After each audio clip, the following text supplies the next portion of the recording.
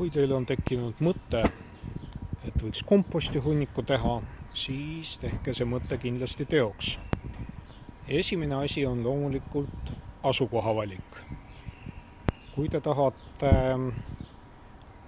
selle kompostihunniku lihtsalt silma alt ära saada kuhugi vaiksesse kohta, siis vaadake näiteks mõni varjulisem koht põõsa all või põõsaste taga ja tehke see kompostihunnik sinna.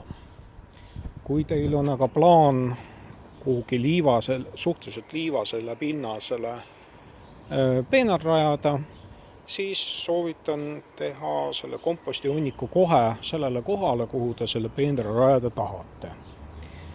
Et esimene asi siis, asukoha valik. Et mõelge naabrite soovide peale ja kas neil võiks olla mingeid pretensioone sellega seoses. Ja kui naabritel mingeid pretensioone ei ole, siis mina soovitaks küll teha see kuhugi siiski aia tahanurka. Et esimene asi, mida ma ise tegin, oli see, et ma koorisin ära pinnase ja kaevasin selle eeldatava kompostihunniku kohale sellise väikse süvendi. Et võiks piirduda umbes labidatäie või labida sügavusega. Tahate võib rohkem kaevata, väga suurt vahet ei ole, et tore oleks, kui saaks sellised rohujuured sealt kompostihunniku alt välja. Ja edasi peab siis otsustama, et kas te piirate selle kompostihunniku mingisuguse seinaga või laudadega või millega iganes või teete selle lihtsalt pinnasele sellise aunakujulisena. Et mina tegin esimesed kompostihunnikud lihtsalt aunakujulisena, ei olnud siin midagi piiramas ja töötas väga hästi.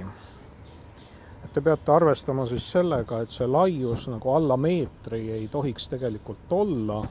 Meeter korda meeter, see on nagu vähim suurus siis.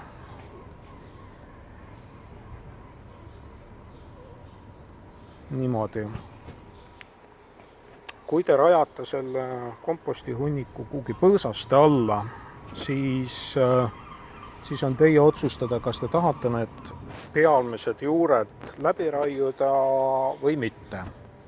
Et mina seda tegin siin kõige pealmiste juurtega, kuid ma ei puutunud suuri juuri, need jäid paika ja nad on siin siiamaani ilusti alles. Et järgmine kord siis vaatame, mis materjaliga alustada ja kuhu mida panna.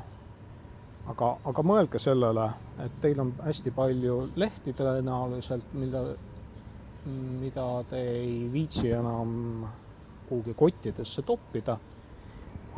Et siis on kompostihunniku rajamine vägagi omal kohal. Et eesmärkidest veel, et kui te tahate sinna peale midagi istutada, siis te peate ikkagi mõtlema selle peale, et kas valgust on nagu piisavalt ja kas niiskust saab olema piisavalt. Ja kas te tahate sinna tassida ka toidujäätmeid sellesse kompostihunnikusse või mitte. Et kui te tahate näiteks talvel toidujäätmeid tassida, siis te peate mõtlema sellele, kuidas sellele kompostihunnikule talvel ligi pääseda ka suhteliselt suure lume korral. aga jätkame siis, kui teil asukoha valik on tehtud.